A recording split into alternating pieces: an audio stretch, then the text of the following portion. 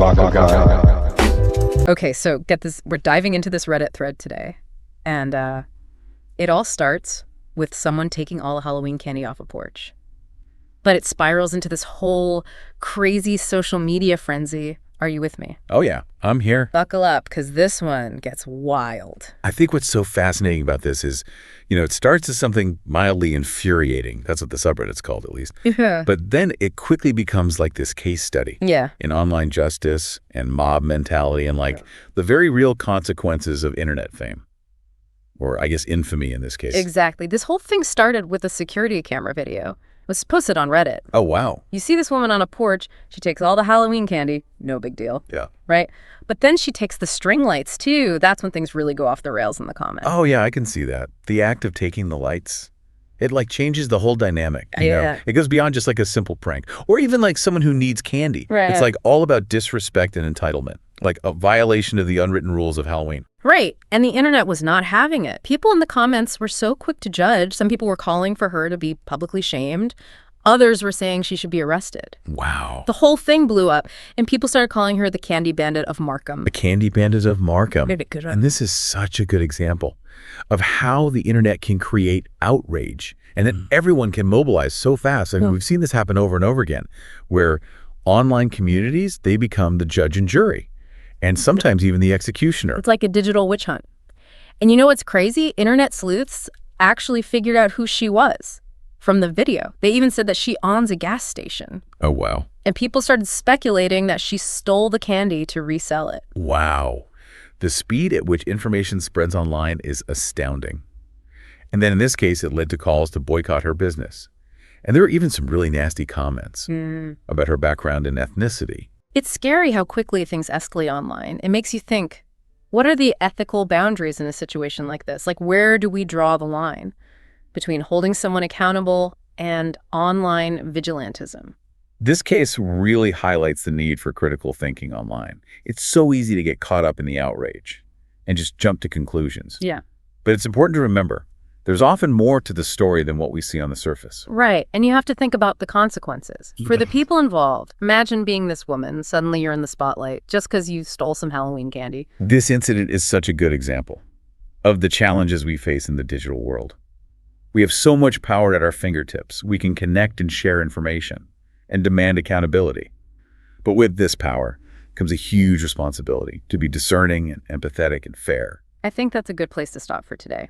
We'll pick this back up tomorrow with part 2 of our deep dive into the Candy Bandit of Markham. Yeah, it is crazy to think about how this whole thing started with some missing Halloween candy. But you're right, the way everyone reacted online and how intense it all got so fast, it brings up some real ethical questions. Yeah, for sure.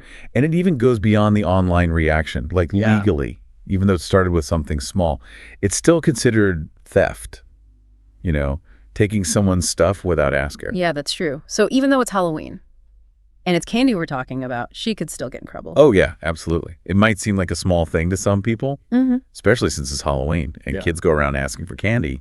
But legally, it doesn't matter if it's a few pieces or a whole bag, taking something that isn't yours has real consequences. That makes sense. But I did see a lot of people saying that everyone was overreacting, that it's just harmless fun. What about that side of it? Yeah, that's where things get interesting. It comes down to people's values and what's normal in different places. For some people, taking some candy on Halloween isn't really a big deal. They might even see it as part of the tradition.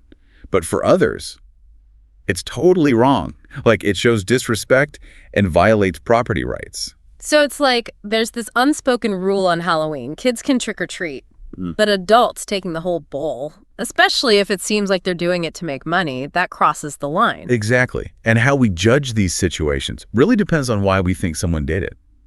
If people believe that she took the candy to sell it instead of just to eat it herself or share it with others, it makes it seem a lot worse.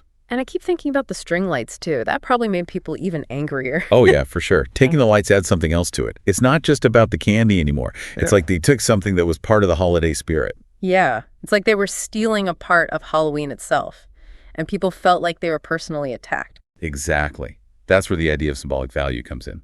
The lights themselves might not have been worth much, but they meant something more to the homeowner and the community. So taking them Seemed like they didn't care about any of that. It's so strange how something that seems so simple can turn into this huge ethical and legal mess. Yeah, it really shows Yeah. how much our actions affect other people and how we need to balance our own freedom with being responsible and accountable. And with social media, where everything gets shared and talked about so much, these kinds of things become even more complicated. You know, it's amazing to me how something so small can turn into this huge thing Yeah. and bring up all these other issues in our society. What I found really interesting was how this whole candy bandit thing became about cultural differences too. Right. You're hitting on something really important here. Do you remember some of the comments on Reddit? Like, even if they were just jokes, people were saying she needed the candy for Diwali. And even though they might have been trying to be funny, it shows how easy it is to misunderstand each other, especially when we're talking about different cultures. Yeah, it was like because Halloween is around the same time as Diwali, it suddenly became part of the conversation. And some of those comments, even the ones that were supposed to be jokes, showed that people don't really understand other cultures. It's a good reminder. We live in a world with lots of different cultures, Yeah. and the internet can be a good way to connect, but it can also be a place where stereotypes spread. Right? You have to remember, not everyone has the same background. And when we make assumptions about people based on their ethnicity, it can be really harmful. It's like the internet can do good things, like help us learn about each other, but it can also make things worse by Yeah. spreading negative ideas about people. Exactly. So it's really up to us to be careful and respectful online. Definitely. This whole thing with the candy bandit, even though it seems small, really shows how important it is to be aware of other cultures, especially online. We need to be humble and realize that everyone has different experiences. So we've talked a lot about the candy bandit. What do you think are the most important things that people listening should remember? Well, this whole deep dive has been fascinating. We started with a video of someone taking candy and ended up talking about online justice and ethics and cultural sensitivity and how the internet is changing our communities. It shows that the internet isn't separate from the real world. It reflects all of our good and bad qualities. Right. We started with something that seemed kind of funny, and now we're talking about some really serious stuff. It's made me think differently about how I act online and how I react to things I see. And that's a good thing. We need to challenge our own assumptions and really think about the information we see. And remember that there are real people behind those screens, people with their own stories and perspectives. We might never know why the candy bandit did what she did. True. But she's given us a lot to think about. And as we wrap up this deep dive, we want to leave you with one final thought. In a world where everything is online, how can we use the internet for good and avoid the bad things that can happen? That's the question we all need to be asking ourselves. Thanks for joining us on this deep dive. We'll see you next time. Thanks for having me. MAVAKAGA.